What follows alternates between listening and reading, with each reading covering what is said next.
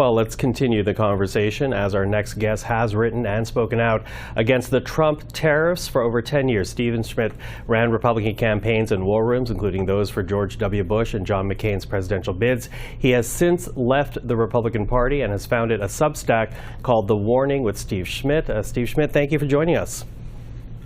My pleasure. Happy to be with you.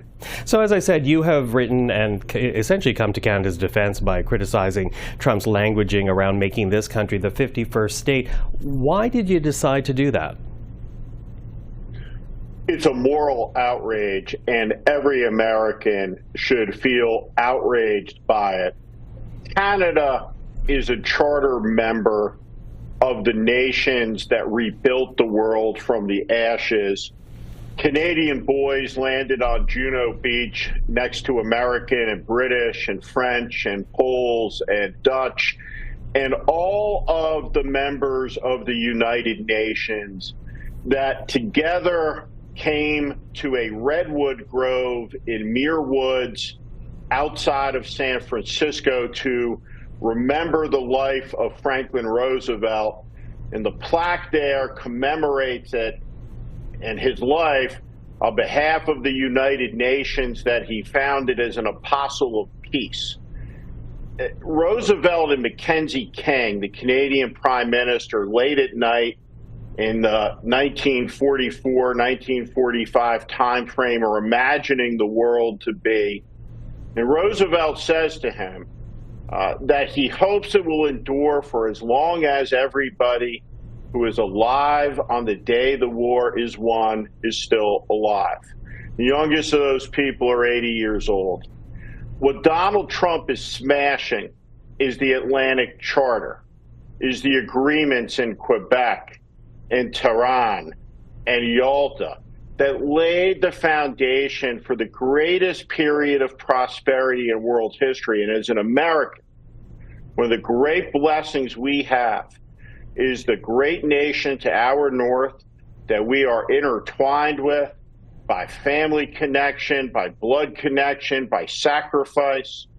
And Canada, the oldest bilingual democracy in the world, the second largest landmass in the world, is a great force for good. And America is blessed to share the longest undefended boundary in world history with Canada. And the American people and American presidents all through our history have recognized this relationship and its dignity. And there are a lot of Americans who are as outraged as Canadians are about the attack upon it. Why do you think Donald Trump is so obsessed with Canada and this languaging of annexing our country? Is there actually something he wants out of Canada, or is this political distraction for what's going on in the United States? I think Donald Trump's threat should be taken very seriously.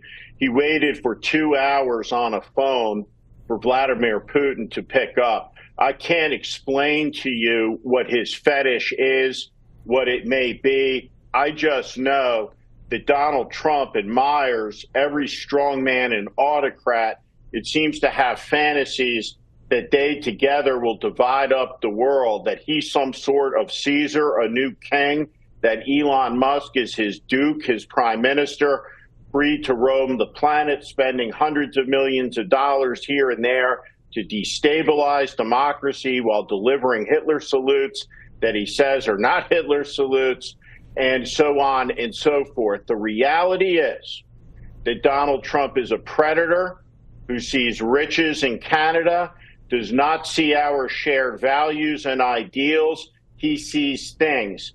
He looks at the ground and he sees gold and he says that's what makes us rich, not our ideals, not our values, not what Thomas Paine talked about, a quality that is celestially priced and priced high indeed, which is freedom. Donald Trump doesn't understand the concept, doesn't appreciate it. When you talk about pluralism, when you talk about democracy, when you talk about equality, he thinks those are weak and wishy-washy words. He's a man who looks at Vladimir Putin and he sees strength and he believes that might makes right and he's a taker. So he looks at Canada and he says, What can I take from our friend because he perceives Canada as weak and doesn't see that hidden beneath the benign nature of the Canadian people is a great strength, and that strength is bound by the commitment to maintain freedom.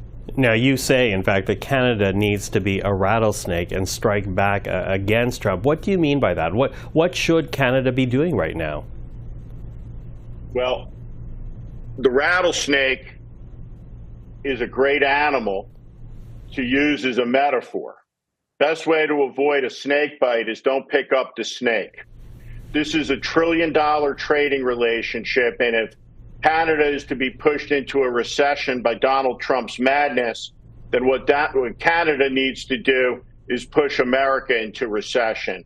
That the politician who seems most to understand Donald Trump in Canada is Premier Doug Ford, who appreciates that when a bully puts a finger in your chest, you break it.